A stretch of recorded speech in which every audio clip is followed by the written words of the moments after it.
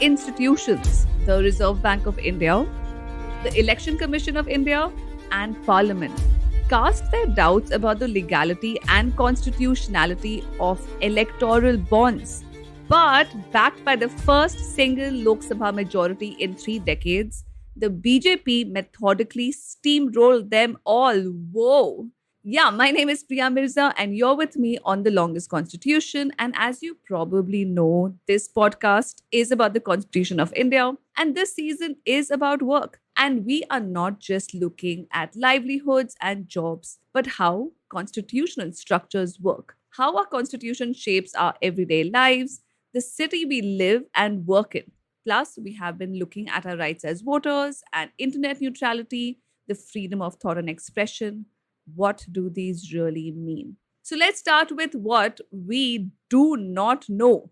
We do not know. We do not know who funds elections in our country. Starting from the year 2017, which is when electoral bonds were introduced by amending 4 laws. So there wasn't one clear bill called Electoral Bonds Bill, which was debated and discussed. No. जब मामला unconstitutional है, तो debate किस बात की?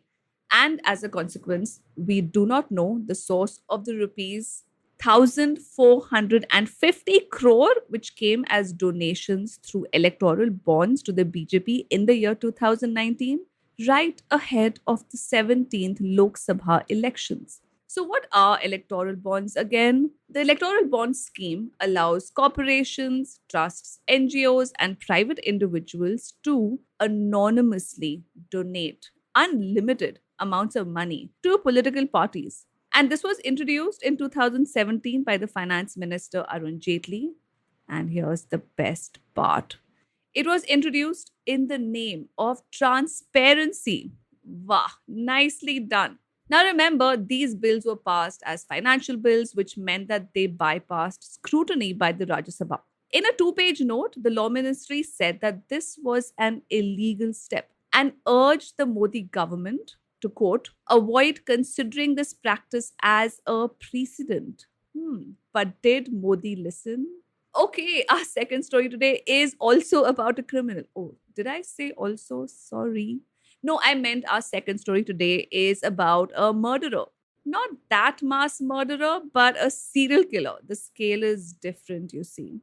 The name is Otto Shankar. Yeah, really, that was his name. It's the 1980s and Shankar, a man, murders at least 6 people apart from indulging in bootlegging and other unsavory activities in Thiruvannamayur, Tamil Nadu. But when Shankar is indeed apprehended, his diary pops out, filled with pictures of him with policemen and bureaucrats, clearly indicating his close connections with them. Plus, clearly, serial killer's journal as well. Lovely. Anyway, Shankar was put on trial and convicted. But when a Tamil magazine wanted to publish his autobiography about him, without his consent, Shankar protested because he was concerned about his privacy. Plus, the autobiography was an indicator of his close ties with bureaucrats who were also worried. And these officials also filed a lawsuit of defamation.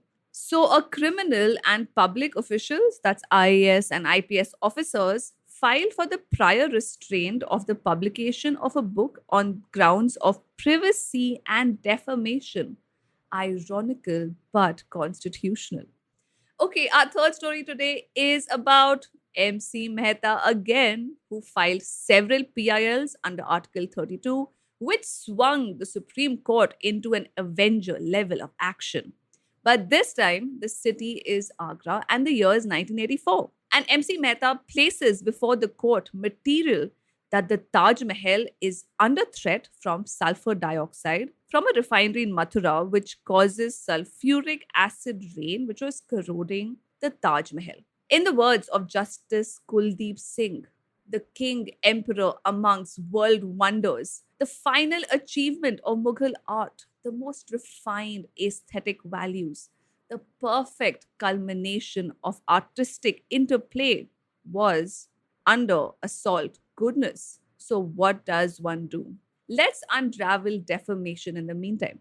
So, defamation is a commonly used ground by the powerful to silence writers, publishers, and as you will see in subsequent episodes, employees as well, and obstruct every citizen's fundamental right to receive information. So, for instance, in 2013, Sahara filed a rupees 200 crore lawsuit against journalist Tamal Bandyopadhyay and the Mint magazine for his book Sahara, The Untold Story.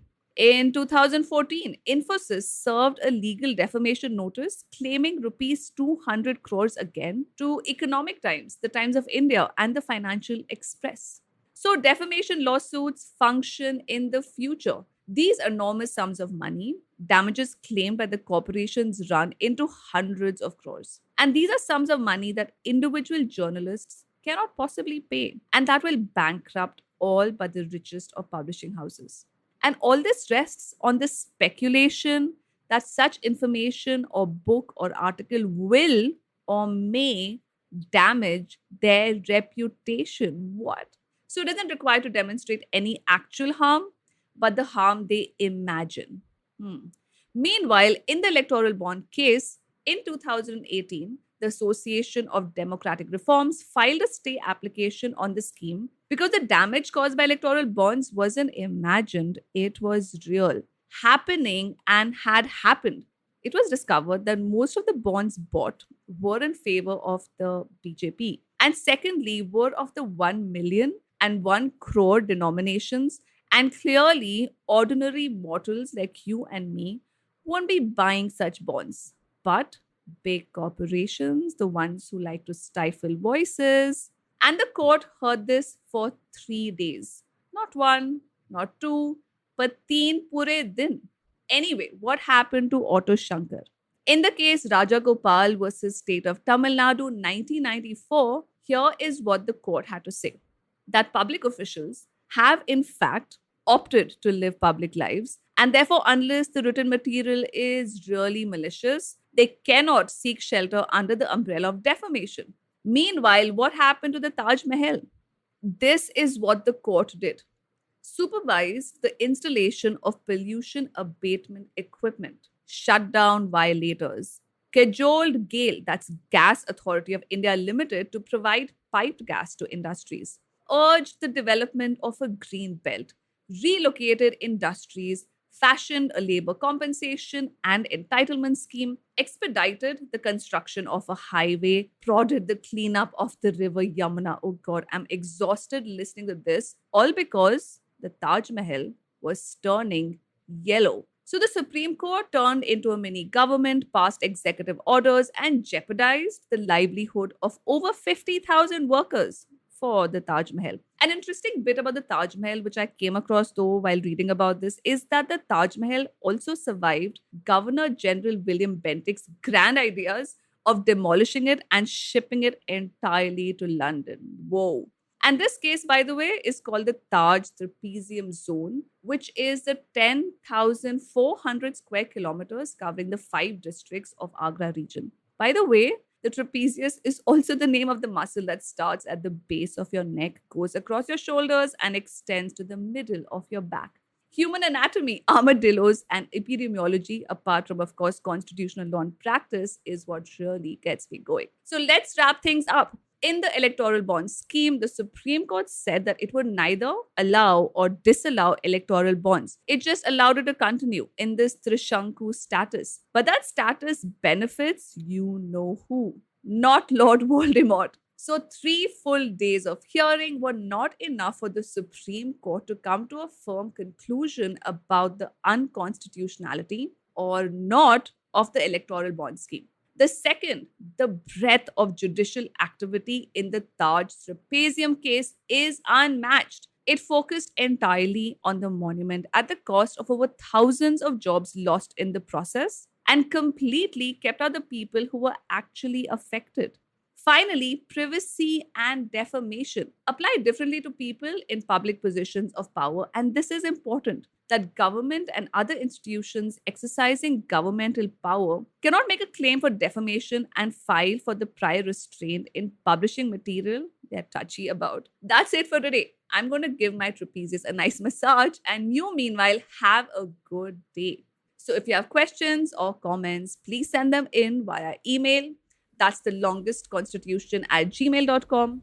You can also rate my podcast at Spotify and drop a review at Apple Podcasts, and reach me out on Twitter, where I am at fundamentally P, or on Instagram, the longest constitution. Until next time, this is me, Priya Mirza, signing out.